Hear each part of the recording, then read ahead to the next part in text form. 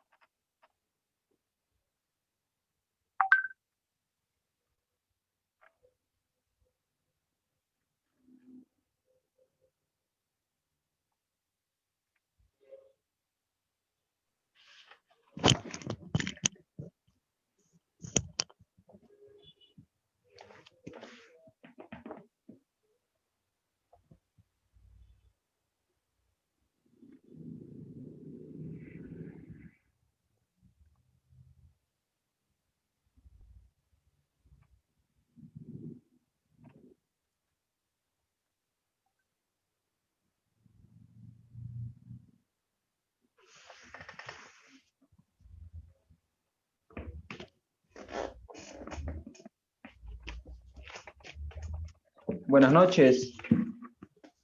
Johan, Buenas noches, Russell, buenas noches. Hola, ¿cómo estás, Johan? Ya estamos en vivo.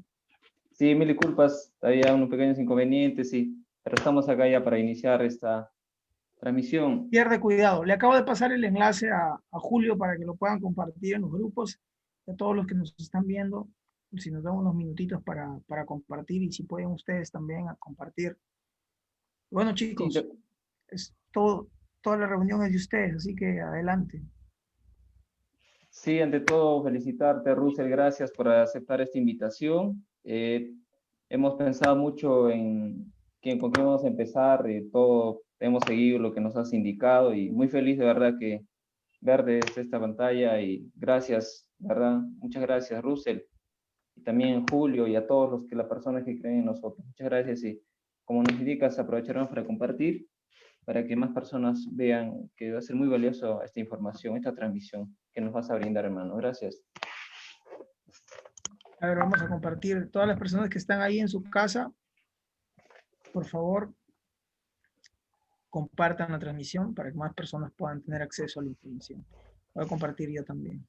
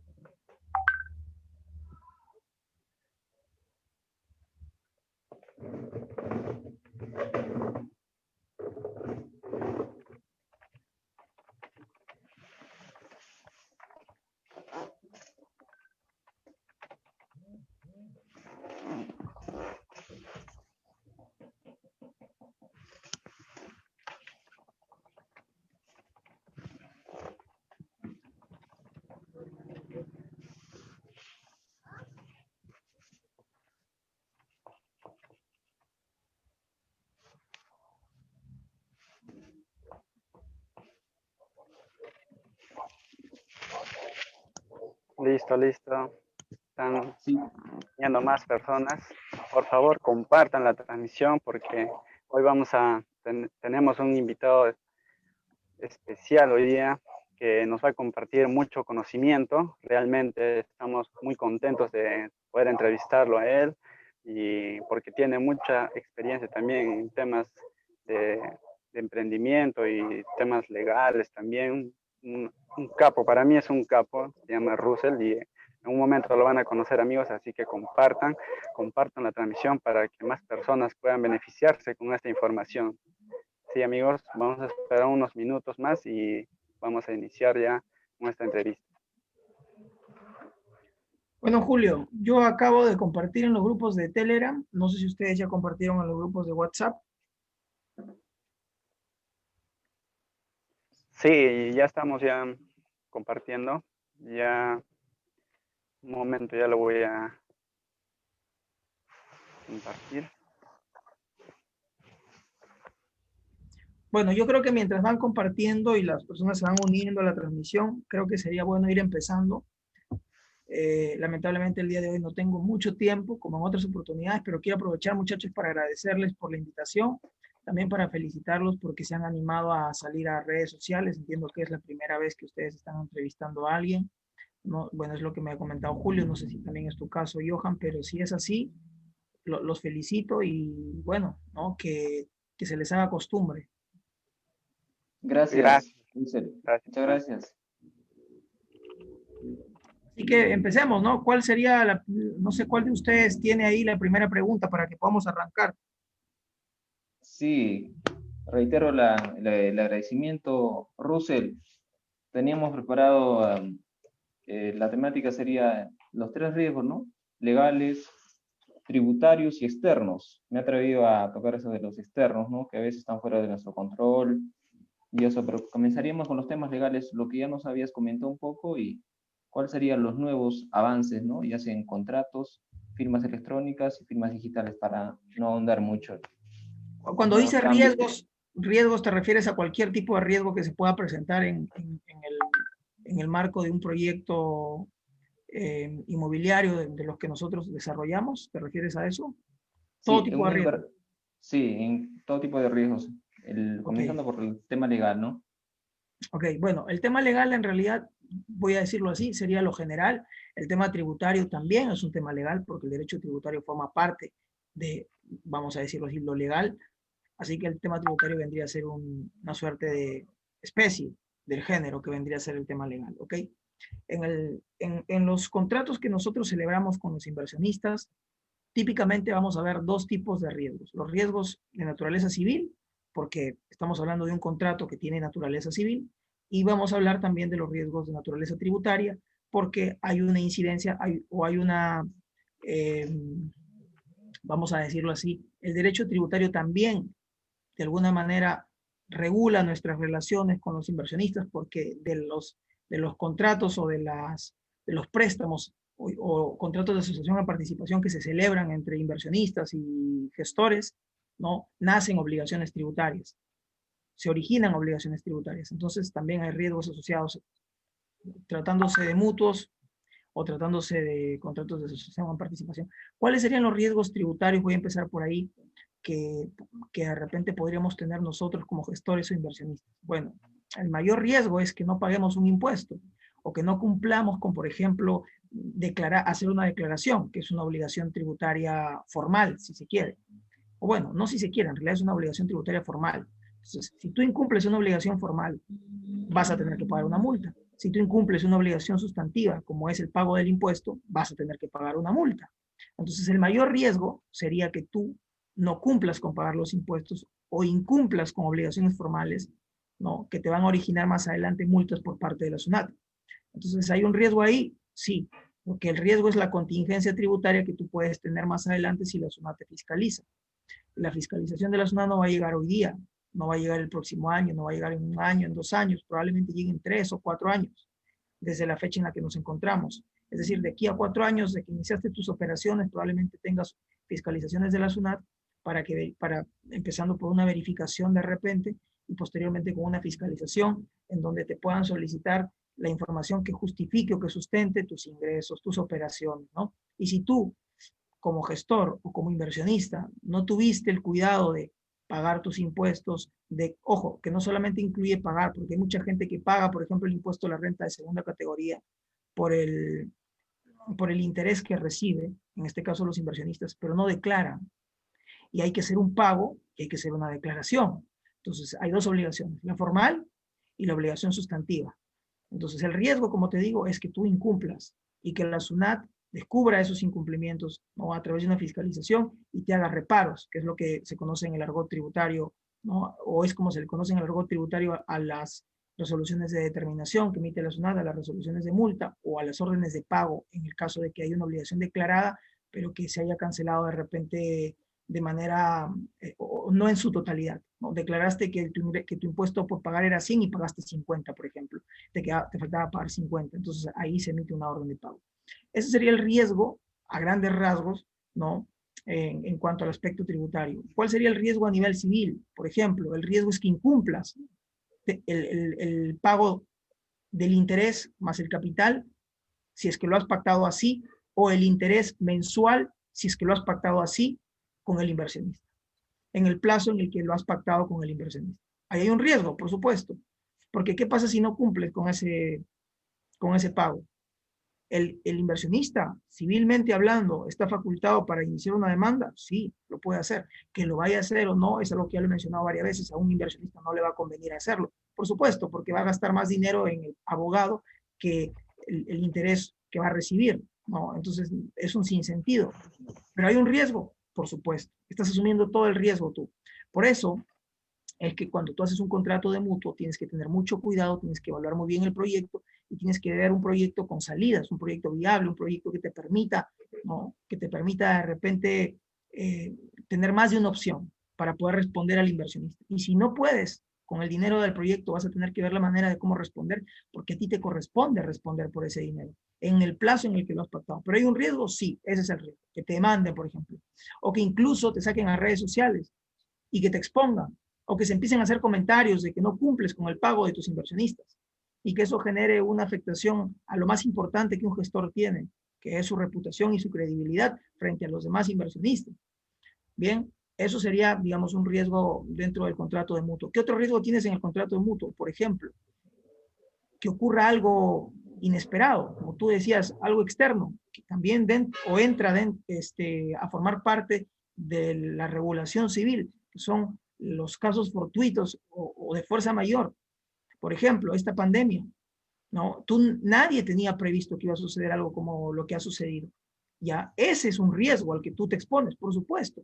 Un riesgo externo, si se quiere, pero no tiene que ver con la relación contractual que yo tengo. No nace de un incumplimiento del actuar del gestor, pero sin embargo influye, ¿no? Ha pasado, he visto muchos casos de gestores que se han visto perjudicados por la pandemia y no han podido cumplir con sus pagos mensuales. Y entonces hay inversionistas que presionan y presionan y presionan y le dicen, oye, págame aunque sea mi capital, devuélveme aunque sea una parte. Y han sucedido diferentes circunstancias que han obligado que estas personas no puedan pagar. Se han enfermado de COVID, por ejemplo. Recuerdo un caso que yo conocí de un gestor o de una gestora que se había enfermado de COVID. Y entonces ella me decía, Russell, ¿cómo hago para pagarle a los inversionistas si me enfermé de COVID? Si mi esposo se enfermó de COVID y yo ya no puedo vender los productos porque ambos hemos estado con COVID. ¿Qué hago ahora? Y entonces está en un problema. Ese es un riesgo, por supuesto. ¿Qué otro riesgo habría? Imagínate que, por ejemplo, la persona que va a firmar el contrato contigo fallezca antes de que firmes el contrato con esa persona. El contrato, por ejemplo, de compra-venta. ¿Ese es un riesgo? Sí, es un riesgo. Pero es un riesgo que de repente podrías contener si en el contrato de mutuo tienes esa cláusula que dice que si en un plazo de 30 días devuelves el dinero, el contrato se resuelve. ¿No? Pero para eso tendrías que tener la cláusula establecida en el contrato. Por eso es que es importante que tu contrato lo redacte un abogado. Cualquier abogado, pero un abogado que conozca estos temas. O que si no lo sabe, tú se los digas. ¿No? Tú se le digas, por si acaso ocurren estas cosas, prevé esto, ¿no? Agrega esto, ¿no? Entonces tú tienes que ir enseñándole al abogado porque los abogados se dedican a una área en particular y en función de cómo van viendo sus casos es que van aprendiendo también. Un abogado no conoce todos los supuestos en los que puede darse una relación contractual. Sí, Russell, tengo una duda más, algo que me gustaría que nos recalques, en que sí lo has recalcado en las anteriores transmisiones, es que qué tan importante es hacer un buen contrato, lo que tú decías, ¿no? Un contrato Frankenstein, a veces lo hacen, tienen la buena voluntad, pero no quieren pagar un buen contrato, lo hacen un copy-pega y de repente tienen la voluntad porque para que salga el proyecto rápido y luego salen mal las consecuencias, ¿no? Porque yo he escuchado casos que a veces en una conferencia escuchaba que algunos pagaban, se atrevían a pagar hasta $200, $100, todo para que el proyecto marche bien y tenga buenos resultados, ¿no? Lo que la gran mayoría buscamos, que los proyectos salgan bien. Entonces, a veces mejor pagar $100, de repente un poco más, pero que salga bien y no hacerlo al apurado, ¿no? Eso es importante, me gustaría que nos recalques en la persona que está Mira, viendo esta transmisión. eso que tú dices está ligado también a los riesgos. Si tú tienes un mal contrato, un contrato en donde no se señalen los supuestos que yo te estoy diciendo, por ejemplo, que no se establezca una cláusula para que el beneficiario, que en este caso es el inversionista, en caso fallezca, ¿no? Haya alguien que lo reemplace. Entonces, ¿cómo haces para devolver ese dinero? El inversionista está poniendo en riesgo su dinero. En la situación en la que estamos, deberían todos tener esa cláusula. ¿Qué más cláusulas deberían haber? Todas las cláusulas habidas y por haber que son, digamos, necesarias en nuestro rubro, que no son muchas en realidad, pero que sí son importantes, deben estar colocadas en ese contrato, porque eso va a disminuir riesgos. ¿Qué otros riesgos existen, estimado Johan, para responder lo que dices tú? ¿Es importante lo del contrato? Sí, porque no establecer, por ejemplo, un plazo determinado en el contrato o un plazo que tú puedas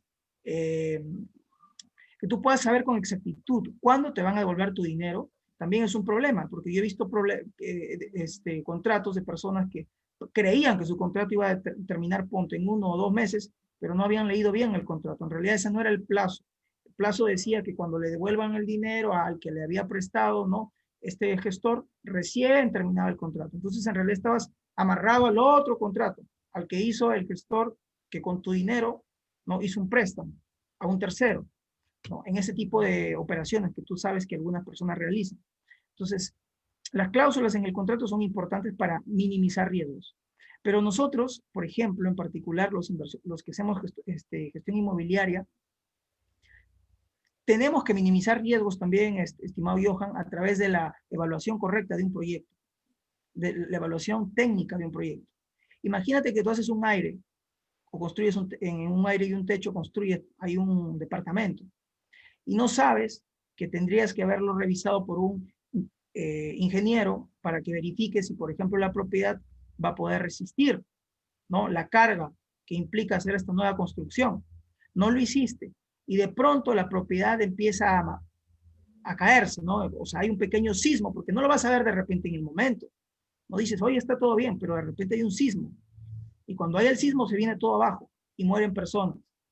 Ojo, esto puede pasar, es perfectamente posible, sobre todo en un país como en el Perú, que es altamente sísmico.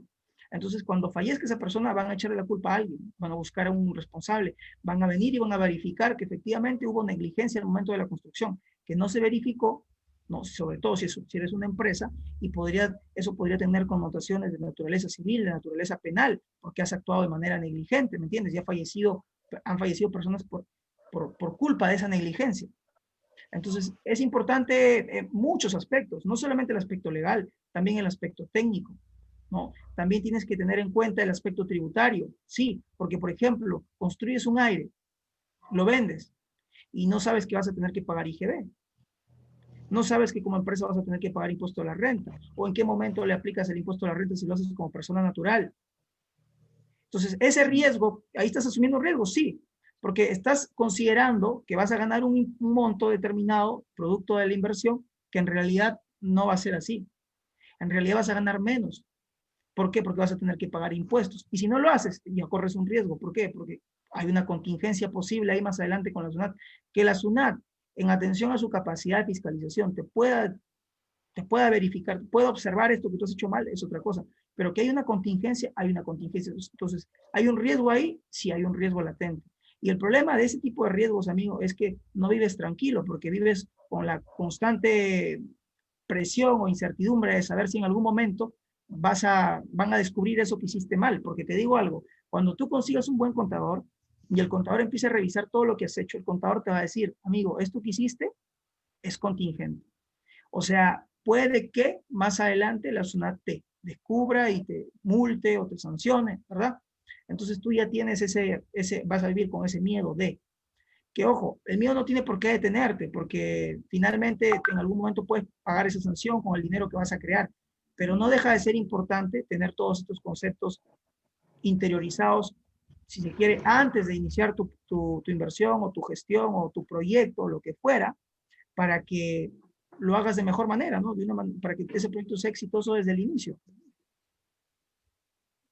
Sí, correcto, correcto. Ya para pasar las siguientes dos preguntas a Julio, quería preguntarte, Russell, ¿qué tan importante es sobre las cláusulas abusivas? Alguna vez escuchaba que a veces no puedes poner ciertas cláusulas porque a ti se te ocurrió, te pareció, o porque por tu seguridad, por cualquier cosa, poner unas cláusulas abusivas. ¿Qué tan importante es tener cuidado en esos aspectos? Mira, a ver, las cláusulas abusivas existen en el derecho, ¿ok? Ahora, ¿quién determina si es abusivo o no esa cláusula? Bueno, por eso les digo siempre, asesórense con un abogado. Yo recuerdo que en algún momento una persona me dijo, Russell, verifica mi contrato. Y yo le dije, te cobro tanto, ¿no? Por verificar tu contrato, porque yo ya no reviso contratos gratis. A mí se me haría imposible hoy por hoy revisar contratos gratis, como lo hacía en un inicio, porque no tengo tiempo para.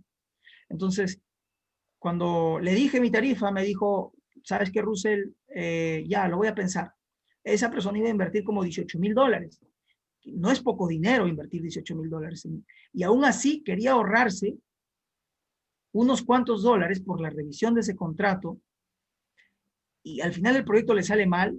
Él me manda después ese documento y te digo, el problema de las cláusulas abusivas es que esta no es una clase de derecho como para dar ejemplos de qué sería una cláusula abusiva o no, pero el problema es que las personas que reciben sus contratos no saben si tienen o no una cláusula abusiva y no lo van a saber, a menos que haya un abogado que revise ese contrato. ¿Me entiendes? Entonces, si yo como inversionista no doy o no le entrego a alguien mi contrato para que lo revise, o en este caso el gestor, por ejemplo, no me lo explica y no me explica qué es esa cláusula, yo, por ejemplo, les explico, ¿no? Pues soy abogado, aprovecho para explicarles. Pero hay otras personas que contratan a un abogado, a mí me han contratado para entrar a un Zoom y explicarle a un inversionista cuáles son las cláusulas de su contrato. Entonces así el inversionista puede estar tranquilo de qué significa cada cláusula y de que no hay ninguna cláusula abusiva. ¿Cuál podría ser una cláusula abusiva, por ejemplo, en un contrato de gestión? A ver, nunca he visto una cláusula como tal así, abusiva, pero vamos a poner un ejemplo. Ya, digamos que en el contrato se establece el plazo de 6 meses, pero también se señala que el gestor podría ampliar ese plazo de manera indefinida, unilateralmente. ¿Qué quiere decir eso? Que el gestor puede ampliar el contrato los meses que él quiera ampliarlos de manera indefinida sin necesidad del consentimiento del inversionista. ¿Entiendes? De manera indefinida. No dice por cuánto tiempo. No dice que necesite la aprobación, el consentimiento del inversionista. No. Dice que el gestor lo puede ampliar de manera indefinida. Con el solo hecho de comunicárselo, ya se está ampliando el contrato. ¿Entiendes? Entonces el inversionista queda sujeto a la voluntad del gestor y cada vez que el gestor quiera puede ampliar y ampliar y ampliar y ampliar ¿entiendes? Ahora, ¿cuánto le va a pagar por la ampliación de los meses? Eso va a ser un tema que se puede discutir, ¿no? Finalmente el gestor tiene la potestad de hacerlo, sin necesidad de acordar contigo si te va a pagar o no más intereses. Ya te dirá él, bueno, si quieres demándame. Bueno, si yo te pago el 1% ahora mensual, y si quieres aceptas, y si no, no tengo problema, porque igual el contrato me faculta a mí a ampliarlo los meses que se me dé la gana. Ya, esa sería una cláusula abusiva, por ejemplo. Sí, correcto, correcto. Entonces, para terminar, Johan, el inversionista tiene que necesariamente someter su contrato a la revisión de un profesional para estar seguro de que no hay ninguna cláusula abusiva o una cláusula de repente, si se quiere, no abusiva, pero si se quiere muy ventajosa para el gestor. ¿Me entiendes? Y que de repente lo deje en una posición no tan buena al inversionista. También puede ser. Julio. Listo. Continúa, Bueno, Julio. listo. Gracias, Johan. Bueno, continuar con esta entrevista. Para los que no están compartiendo, por favor, compartan esta transmisión. Aprovechen. Y pues vamos a hacer la siguiente pregunta, Russell. Pues creo que de las tantas técnicas que se están realizando en el rubro inmobiliario, Russell, ¿cuál es la que menos no te gusta a ti? Creo que he visto que hablas mucho de las retroventas y realmente para ti es una, una de las inversiones con más riesgo o existen otras que consideras que tienen mucho más riesgo. ¿Podrías comentar un poco más acerca de ello? Bien, me había olvidado de ese tema, por cierto. Ayer que estamos hablando de riesgos, en realidad, miren, yo les comento que lo que nosotros hablamos o lo que yo trato de enseñarles y lo que he tratado de enseñar desde que entré en este rubro es, es aportar información o enseñar información para que ustedes prevengan casos, para que se prevengan situaciones que nadie quiere pasar, ¿ok? Entonces, esa es la idea de la información, prevenir, no ahuyentar, no alertar, no desesperar, no asustar, sino prevenir. Lo que pasa es que a veces hay que hablar un poquito fuerte y hay que hablar de manera cruda para que la gente te haga caso. Porque si lo hablas de manera tímida, ¿no? Así a medias, probablemente la gente no te escuche. Entonces, hablando del tema de las retroventas en particular, me parece que de todos los negocios, las retroventas y las intermediaciones financieras, que en realidad la retroventa viene a ser exactamente lo mismo, solamente que utiliza un disfraz, ya,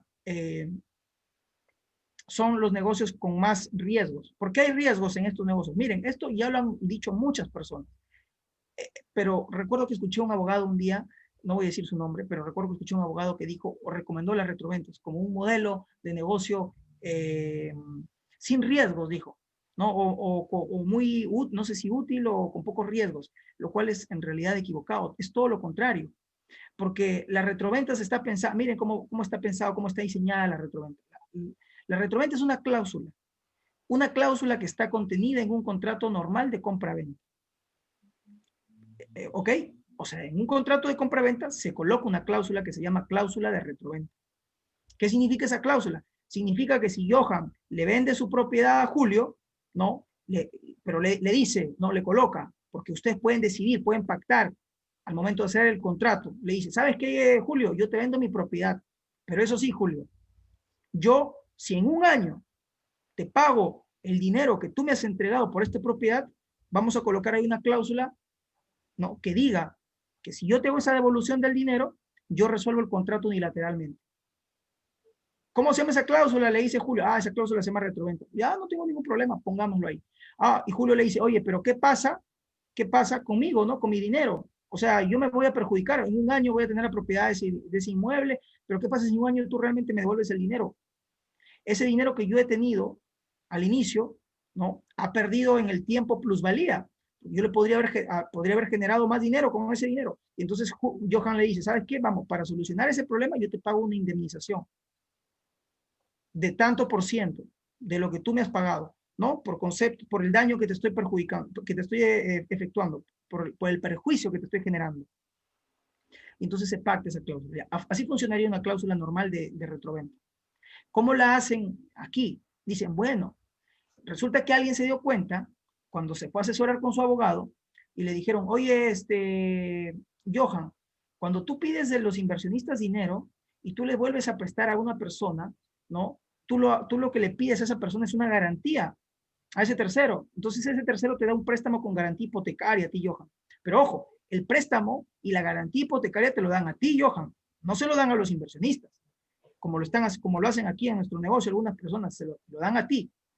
Y tú al inversionista no le das ninguna garantía, ni letra de cambio le das, porque dicen que al final el que te estafa como quieren. Bueno, si fuese así, nadie haría ni contratos, ¿no? Un poco irracional esa manera de pensar. Pero bueno, entonces tú al inversionista le haces tu contrato nada más, pero a ti te están dando de garantía un inmueble. Entonces tú, Johan, te diste cuenta de que el día que te incumplió ese tercero, que te cumplió el pago, tú tenías que ir al Poder Judicial a ejecutar esa garantía, como lo hace cualquier persona, como lo hace cualquier entidad financiera, y en cuyo caso el proceso termina en un remate judicial, ¿verdad?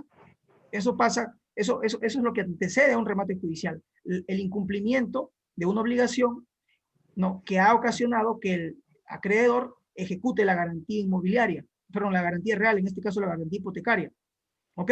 Pero tú dices, oye, ¿sabes qué? Eso es muy tedioso. ¿Por qué en lugar de hacer eso, mejor hacemos un contrato de compra-venta? Me da el dinero el inversionista y yo le compro directamente el inmueble al señor. En lugar de darle un préstamo con garantía hipotecaria, mejor hacemos un contrato de compra-venta con una cláusula de retroventa. Y pactamos que él me va a pagar intereses mensuales, como un préstamo normal. ¿Me entiendes? Y él me va a pagar interés mensual y al final, si el señor me devuelve su plata, ejecuta la cláusula de retroventa y la propiedad vuelve a su nombre. Yo le devuelvo el dinero a los inversionistas y ahí acabó el tema. ¿Cuál es el problema con eso, estimado Johan y estimado Julio? Que en realidad lo que estás haciendo es un fraude a la ley. Le estás mintiendo a la ley diciéndole de que estás haciendo una compra cuando en realidad tú nunca has tenido la intención de comprar ese inmueble. Porque no tenías la voluntad. No había una manifestación de voluntad. Tú no realmente querías comprar el inmueble. Tú lo que estás haciendo es un préstamo. Y lo único que te importaba era cobrar tu interés y nada más. Ya desde ahí el contrato es nulo, porque no reúne uno de los elementos que necesita el acto jurídico para ser válido, que es la manifestación de voluntad. Si es nulo el acto, significa que si esa persona te incumple, tú no te vas a poder quedar con la propiedad como gestor. ¿Por qué? Porque es nulo, pues nunca va a surtir efectos ese acto. Por lo tanto, la propiedad sigue siendo de ese señor. Y peor aún, si ese señor no te paga los intereses, ¿cómo le exiges el pago de los intereses? Si tú supuestamente has hecho un contrato de compra-venta, no has hecho un préstamo. Entonces te quedas sin intereses, te quedas sin propiedad. Ahora cóbrale a ese señor. ¿Qué te queda ahí? Un crédito. ¿Qué tienes que hacer? Ir al Poder Judicial, a tirarte un proceso larguísimo, donde vas a pedirle al juez que se demuestre que tienes el derecho de crédito, ¿no? Porque hay un crédito que ese señor te debe, tú le has dado dinero y ese señor te debe por el préstamo que le has hecho, pero tienes que ir a demostrarle eso al Poder Judicial. Ese proceso dura 3, 4, 5 años. Solo para demostrarle que tienes el derecho. Luego vas a tener que ejecutar esa sentencia. ¿Me entiendes? Por querer ahorrarte tiempo, porque tu abogado te dijo, mira, si él no te paga, te quedas con la casa, te ahorras el tiempo de ir al Poder Judicial y todo lo demás, y la casa es tuya. La vendes y bacán. Ojo, esto que yo sé que le ha pasado a un chico en Lima que se ha quedado con la retroventa, con la propiedad y la ha vendido, no es un caso de éxito. Eso es suerte. Suerte de que el propietario no se haya enterado, o no haya estado informado, no se haya asesorado y no haya descubierto que en realidad nunca debieron quedarse con su propiedad. Que el chico en realidad no era dueño de nada. ¿Me entiendes? Y ojo, la nulidad tiene un plazo para que tú solicites la nulidad de un acto jurídico. Tú puedes hacerlo dentro de un determinado plazo. Nada obsta para que ese propietario lo pueda hacer. Pese a que tú has vendido la propiedad, el bien ya no será materia disponible, ok, pero eso no significa que no puedan ir contra ti como gestor. Pese a que ya vendiste la propiedad, te pueden demandar y exigir que devuelvas el dinero. Sí, lo pueden hacer, por supuesto. Entonces hay riesgos, hay muchos. Que te quedes sin el interés, que te quedes sin la propiedad y que de ahí no tengas cómo pagarle al gestor, al inversionista. Claro, claro. Sí, efectivamente, sí. Porque, comento Russell un poco, viendo por las redes así, también había una inmobiliaria que promovía un poco la retroventa y bueno, hay unas personas que ya un poco conocían de un poco el concepto de lo que era de la retroventa y bueno, le decían que tenía un alto riesgo, entonces la idea mismo decía, pues, no es cero riesgo, asesórate con un abogado para que, bueno, te explique mejor. Entonces, bueno, yo ya de por sí ya me hice esa pregunta, y si realmente estas inmobiliarias estarán bien asesoradas o no lo sé, pero ya creo que cada uno sabe en qué negocio está involucrándose y qué es lo que está haciendo, ¿verdad? Amigo, lo que pasa es que hay que diferenciar algo. Hay mucha gente que utiliza, ustedes saben, han escuchado eso que dice, echa la ley, echa la trampa. Lamentablemente en el Perú, tú puedes hacer muchas cosas como abogado, o sea, puedes buscar maneras o artilugios de cómo salirte con la tuya, pero eso no significa que esté bien. Eso no significa que lo que estés haciendo sea correcto. Que puedan haber formas, seguro, deben haberlas. Quienes se dedican a esto probablemente hayan buscado la manera de cómo hacerlo. Te digo, Orellana, amigo, durante muchos años logró robar inmuebles. Él se adjudicaba inmuebles que eran inclusive del Estado, que no podían ni siquiera ser embargables, ¿no? O que no podían de repente prescribir a favor de otros, pero él lo hacía. ¿Cómo lo hacía? No sé. Tenía la manera de cómo hacerlo. Ojo, lo hizo durante muchos años y se volvió millonario de esa manera. La pregunta es, ¿lo que él hizo, por más que lo haya podido hacer, era correcto? No. Al final, ¿qué pasó? Bueno, terminaron metiéndolo a la cárcel y ahora el señor está en la cárcel. ¿Pero lo pudo hacer? Sí. Entonces, de que se puedan hacer retroventas y que de repente yo pueda quedarme con la propiedad y venderla, seguro es posible, como te digo, eso ha pasado a un chico de Lima. No voy a decir su nombre, pero sé que le ha pasado y que ha sido un proyecto exitoso para él y que ha ganado mucho dinero. Pero, ojo, ese chico de repente no sabe que también hay la posibilidad de que el propietario, si tiene porque por eso digo que suerte, que el propietario no le haga ningún tipo de problema. O de repente ya acordó con el propietario y le dijo, mira, ¿sabes qué? Yo me quedo con tu casa, te voy a reconocer algo. Y lo hizo firmar un documento donde le dice, ¿sabes qué? Tú renuncias a tu derecho, ¿no? De ejercer cualquier tipo de medida judicial, ¿no? Y entonces, porque se asesoró, ¿ok? Pero eso no significa que todos los propietarios te vayan a aceptar, ¿me entiendes? Entonces, que hay un problema en ese tipo de negocio, sí. Que no es un tipo de negocio inmobiliario, también no lo es, porque en realidad es un préstamo, ¿no? Que está siendo disfrazado de compraventa con pacto retroventa. ¿Qué otro tipo de negocios son riesgosos y generan y pueden generarte problemas? Por ejemplo, hacer lo mismo, pedir dinero para volverlo a prestar, ¿no? Así te den una garantía hipotecaria, no importa. O sea, no es el riesgo no está en que te den o no la garantía.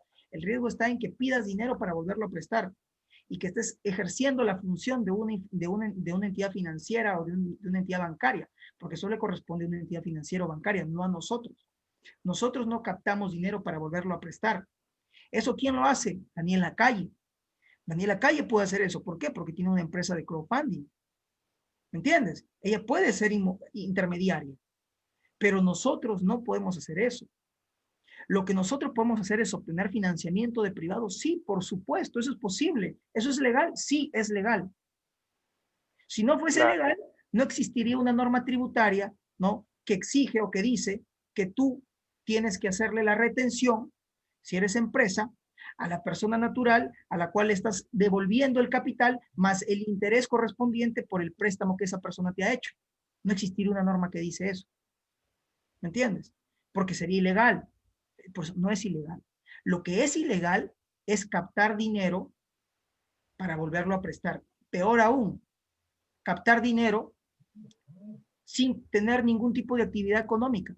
Yo capto dinero y no estoy en régimen de tercera categoría, no soy empresa, nada. Entonces, pero si yo me financio, ojo, financio mi proyecto con dinero de particulares, eso es legal. Siempre que lo haga de manera privada, eso es legal. Yo no estoy saliendo al público, no estoy diciendo en Facebook a nivel abierto, ¿sabes qué? Vengan y coloquen su plata aquí, interés del tanto por ciento. No, yo no hago eso. Yo contacto a personas que conocen este tipo de inversiones, este modelo de inversión, les presento un proyecto de manera privada, les explico los riesgos de su inversión y ellos deciden si me hacen o no el préstamo, si hacemos o no un contrato de asociación o participación, o inclusive si nos asociamos, vamos a ponerle asociamos, y formamos una empresa, y como empresa ejecutamos un proyecto. ¿Que eso es posible? También. Es más, le voy a contar, hoy día le voy a dar un dato para todos los que están aquí haciendo gestión, que no están haciéndolo muchos. Yo estoy ya planteando hacerlo próximamente. Existen muy pocos, por eso les digo, miren, es muy importante la formalización de los inversionistas, perdón, de los gestores. ¿Por qué? Porque la formalización nos permite crecer, nos permite volver nuestro negocio escalable. Acuérdense de esa palabra, escalable. Nosotros, si nos quedamos como emprendedores así informales, como personas naturales, nunca vamos a escalar, nunca vamos a volver nuestro negocio escalable. Pero mira, si nosotros nos formalizamos, nosotros podemos constituir consorcios como gestores. Yo me voy a consorciar con un grupo de gestores, por ejemplo, de un determinado lugar. Y como gestores vamos a constituir un consorcio. Y ese consorcio va a ser el que va a obtener o va a buscar el financiamiento de privados. y es el que va a ejecutar un proyecto con la marca de todos los gestores. Eso, que es algo que todavía no hacen algunos, que están aquí mucho tiempo, pero que no tienen visión, lamentablemente, ¿no? Entonces, eso nos va a permitir hacer, ¿qué cosa? Proyectos mucho más grandes. ¿Y por qué lo comparto? ¿Y por qué no me lo guardo? Porque no tiene ningún sentido. Lo que uno busca es que nuestra comunidad crezca. Y si yo puedo darles a ustedes herramientas o ideas o cosas que puedan ayudar a hacer pensar a sus cerebritos un poquito más, ¿no? Y dejar la parte egoísta y ponerse a pensar en, oye, acá podemos hacer cosas grandes, ¿no? Imagínate si hace rato estas personas que ya tienen proyectos, muchos proyectos, hubiesen pensado en, oye, ahora que somos todos empresa, hagamos un consorcio. Saquemos un proyecto ya no de uno, de dos, de tres, de 5 millones, de 4 millones, de 3 millones. ¿Por qué? Porque tiene el respaldo de todos nosotros. Pero hay mucha gente que no está pensando así. Habemos otros que estamos pensando de esa manera. Y es lo que yo quiero decirles hoy día. ¿Cómo minimizar riesgos también, amigos? Hablando de los riesgos. Pues juntándote con otras personas. Porque si tú haces un consorcio con un grupo de gestores, muchas cabezas piensan mejor que uno. Van a aportar ideas, van a darte su experiencia, van a decirte cómo ellos hacen el levantamiento de capital, cómo le aplican el porcentaje al inversionista, cómo establecen el tema de la utilidad o la rentabilidad. Y esa suma de ideas va a crear probablemente un producto mucho mejor. Y vas a poder sacar proyectos mucho mejores, más viables, más cuidados, ¿no? Que generen más confianza al inversionista y con menos riesgos. Sí, Claro, claro. clarísimo. Sí, muy clarísimo, Rusia, gracias. Y también eso de formar equipo, de pensar en grande, ¿no? No solo quedarse como la primera inversión, el primer proyecto, ilusionarse y ya esto es todo, ¿no? Siempre ir por más.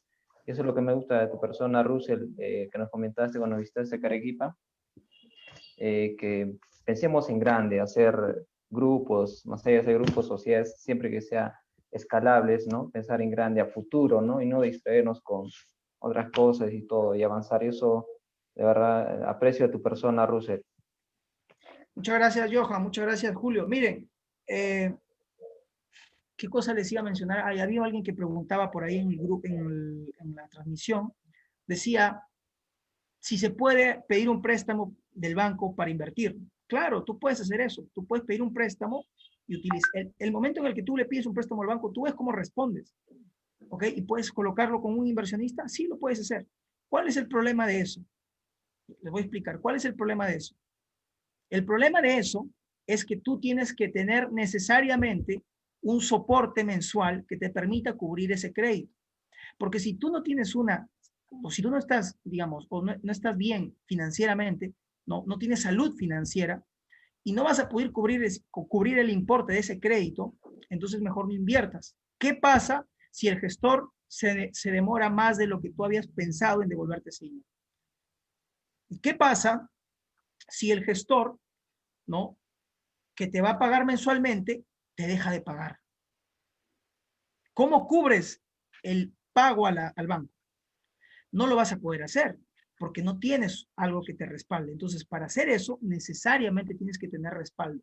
Si tú tienes ingresos suficientes para cubrir ese dinero porque de repente te dedicas a un negocio que te genera flujo de efectivo mensual, pero quieres aprovechar un monto importante del banco para poder colocarlo a un plazo determinado que te dé una rentabilidad interesante, ¿lo puedes hacer? Sí. ¿Puede que sea una buena estrategia financiera? Por supuesto. El tema no va por si puedes o no puedes hacerlo. El tema va por si vas a poder cubrir o no el pago de las cuotas del crédito que estás obteniendo del banco, que es diferente, ¿no? Claro, claro, claro que sí. Y bueno, Russell, también se estaba comentando mucho también de que ibas a hacer un curso también con Gonzalo y con Juan Maguiño también, o si en todo caso también tú solo ibas a lanzar si es que se demoraba, y es un curso el cual también es el levantamiento capital, o sea, de la manera correcta en la que tú también lo especificas, ¿verdad?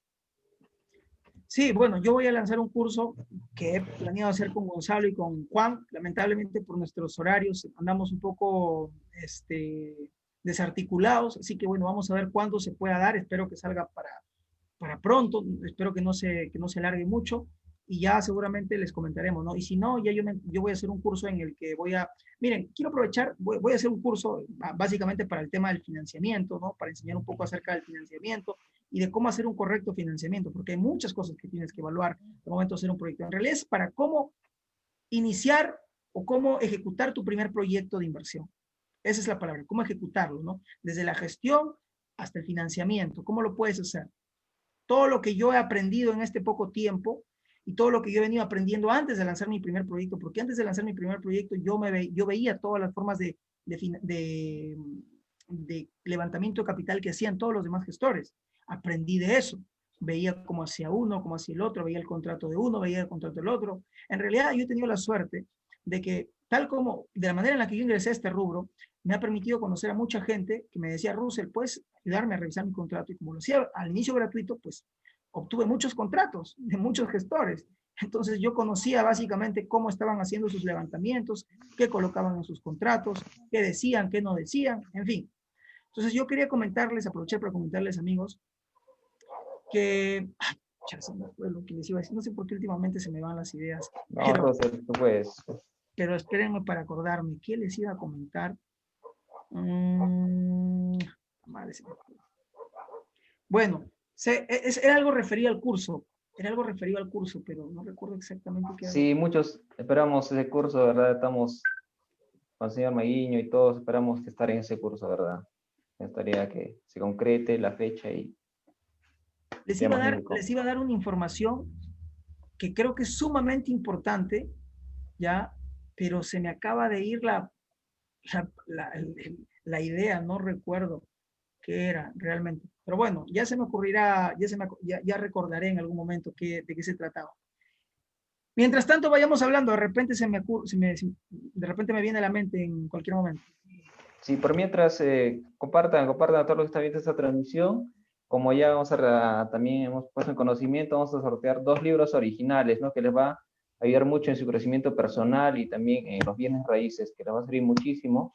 2 libros originales, compartan, dale me gusta y apoyar para que Creo que todos algo seguimos está pasando, creciendo. hermano, porque últimamente siempre en algunas transmisiones se me van las ideas, no sé qué está pasando, todavía estoy Sí, joven. eso pasa, cuando estamos en una etapa de crecimiento, yo veo que tú estás creciendo, eres una persona muy influyente y eso pasa. A mi persona a veces también pasa que cuando pensamos en grande, suele pasar eso, es normal. Cuando estamos pensando en promedio, todo está parejo, pero pensamos en grande, sí, suele pasar eso. No te preocupes por usted. Bueno, chicos, ¿alguna otra consulta? Porque creo que ya vamos a ir terminando, a diferencia lamentablemente, de la oportunidad en la que me entrevistó Oscar, que tenía tiempo. Hoy día no tengo mucho tiempo, pero tengo una reunión de aquí con los inversionistas de mi primer proyecto para poder comunicarles el procedimiento de devolución que ya se va a empezar a dar. Entonces, los he citado a las 9. Así que estoy con el Sí, tiempo justo. No sé si tengan por ahí alguna consulta, algún chico del grupo, de repente que nos está viendo, si pudieran hacer alguna consulta también, con gusto le respondemos antes de irnos. sí, Pero entendimos tu... Julio, continúa. sí, vamos a ver las preguntas, a ver de quiénes estén aquí listos para hacer sus preguntas.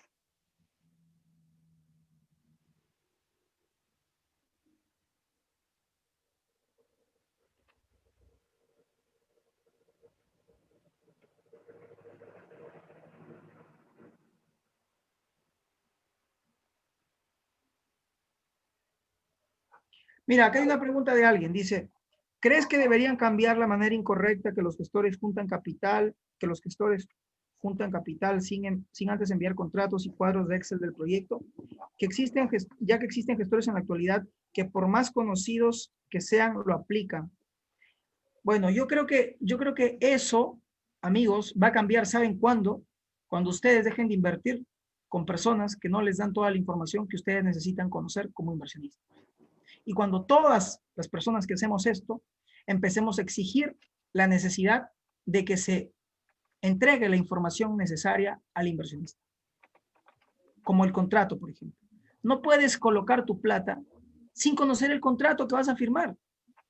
O sea, eso no es correcto. Eso no debería pasar. Y eso deberían decirlo todos. Porque lo que nos sucede a unos cuantos les afecta y repercute a todos. No sé si ustedes se han dado cuenta, pero nuestra comunidad en particular es una comunidad muy, ¿cómo te digo? Confiado. No, muy, muy cercana. ¿Ok? Es una comunidad muy cercana. Nosotros interactuamos todo el tiempo. Lo que le sucede a uno repercute en otro. Inmediatamente, en todos. Lo que pase mal aquí afecta a todos.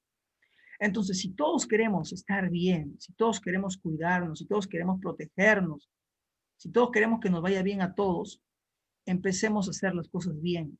Promovamos las buenas cosas, denunciamos las malas cosas, ¿no? Para que todos de esa manera generemos un cambio, porque el cambio no lo puede generar una sola persona, necesitamos generarlo todos. Y todos necesitamos hablar de eso, decirlo, mencionarlo, comentarlo. Si no, el inversionista que va, ya me acordé ya lo que les iba a decir ya recordé, que es algo súper importante. Miren, pensaba que era una pepita de oro, pero en realidad no es una pepita de oro. En realidad es un mensaje ya que es sumamente importante. Muchos de nosotros nos apalancamos de los inversionistas que traen el doctor Jorge, por ejemplo, porque al inicio ellos vienen, ven el mundo de bienes raíces, conocen al doctor Jorge, quieren hacer sus proyectos, no saben cómo hacerlo, entonces dicen, bueno, ya hay gestores, ¿no? Y ellos solicitan capital para invertir. Ok, voy a empezar como inversionista para aprender y perder el miedo. Bacán. El doctor Jorge y Ever Espinosa son las personas que por ahí más personas traen a este rubro. Nosotros, como gestores, necesitamos empezar también ¿a qué? A atraer personas a este rubro. ¿Me dejo entender? Necesitamos también que otras personas conozcan de bienes raíces, no solo por el doctor Jorge, sino por nosotros mismos. Que alguien llegue y diga, yo conocí de bienes raíces porque vi el canal de Russell. Yo conocí por bienes raíces porque vi el canal de Daniel Cuno. Yo conocí de bienes raíces porque vi el canal de Ronald Benavides, de Annie Esquen, de Susan Elisa, de Daniela Calle. Conocí de bienes raíces. Porque vi el canal de Irving Suyo, de Giancarlo Ortiz, de Julio Gutiérrez, porque vi una entrevista que hizo Johan Puma. Por eso entré al rubro de bienes raíces. Ahí aprendí que yo puedo aplicar diferentes técnicas dentro del país en el que me encuentre, en Latinoamérica, para poder generar ingresos importantes, cambiar mi estilo de vida, mi forma de vida, buscar la libertad financiera, obtener la libertad financiera. ¿Y cómo? Bueno, apalancándome del dinero de terceros, utilizando el apalancamiento en todos los sentidos, con profesionales, con educación, con inversionistas, con capitales externos. Entonces, empecemos a enseñar eso. No somos pocos los que estamos enseñando. Bueno, son pocos los que están enseñando eso. Entonces, necesito pedirles a todos los que están ahí detrás y que algún día verán este video, que si son gestores, empecemos a crear nuestros propios cursos de cómo invertir en bienes raíces. Yo lo podría haber hecho. Yo pensaba sacar mi curso, pero ¿saben qué? El tema no es sacar uno y que, y solamente yo voy a ganar. No, yo los invito a todos a hacer eso. A que todos saquen su curso y digan, ¿cómo invertir en bienes raíces? Meterle publicidad, que salga al Facebook y que hayan otras personas que nunca habían visto al doctor Jorge y que te vean a ti por primera vez ingresar al mundo de bienes raíces. Porque tú los trajiste. Eso nos está faltando. Eso necesitamos para que nuestra comunidad crezca. Y mientras más crezca, ¿qué creen que va a pasar? Que todos esos gestores nuevos que están naciendo también van a tener de dónde financiar sus proyectos. Porque llega un momento en el que todo esto se satura. 10 personas mandando 20, 30 proyectos por mes en grupos de WhatsApp. Sí, correcto, Russell. Así como se lanzan proyectos, tienen también que traer, es más, tiene que ser inversamente proporcional. Mientras uno crece de manera aritmética, en este caso los proyectos, el otro, la llegada de inversiones debe darse de manera geométrica. ¿Me entienden? Claro. Sí. Sí, qué tan importante poner los cimientos, ¿no? Porque los personas que estamos avanzando en los distintos procesos, inversionistas, gestores, también hay otras personas que están observando nuestro comportamiento, ¿no? Cómo estamos poniendo los cimientos. Recuerdo que eso todavía, tener en claro que esto no es un boom todavía, los bienes raíces. Todavía creo que está en una primera etapa, ¿no?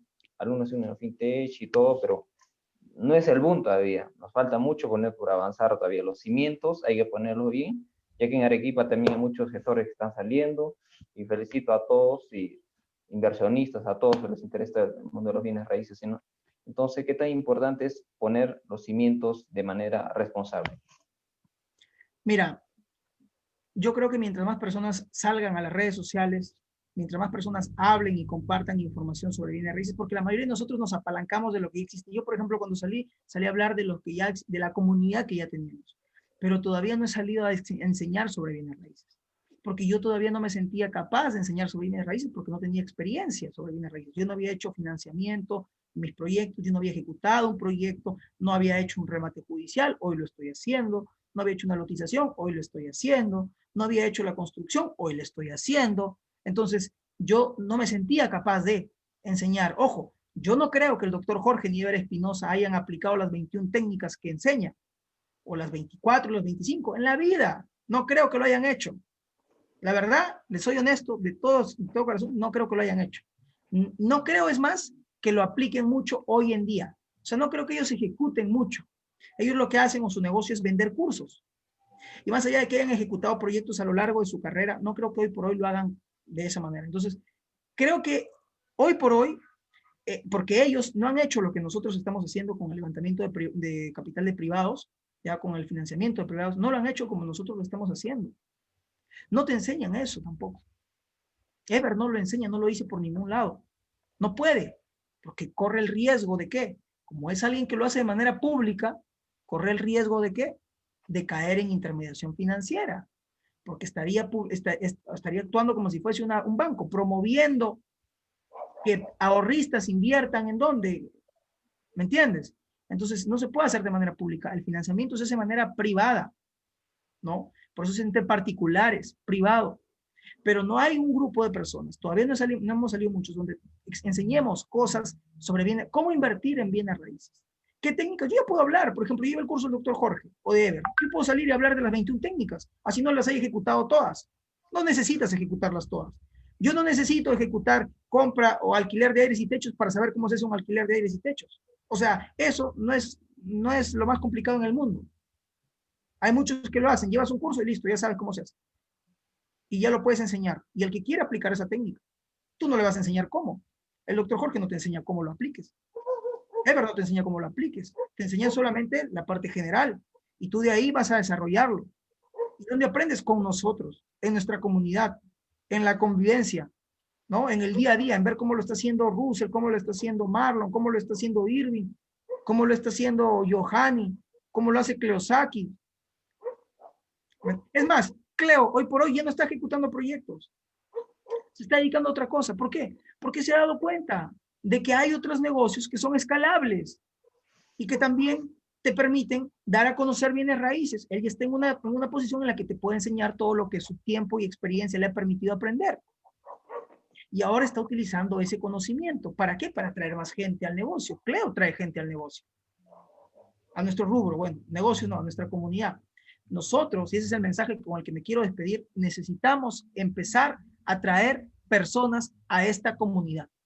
Así como lo hacen los de redes de mercadeo que captan, así, ya. Nosotros necesitamos empezar a hacer lo mismo. Igualito. Si nosotros no hacemos eso, les digo, en algún momento esto se va a saturar. Se va a saturar y van a empezar ya, necesitamos constantemente.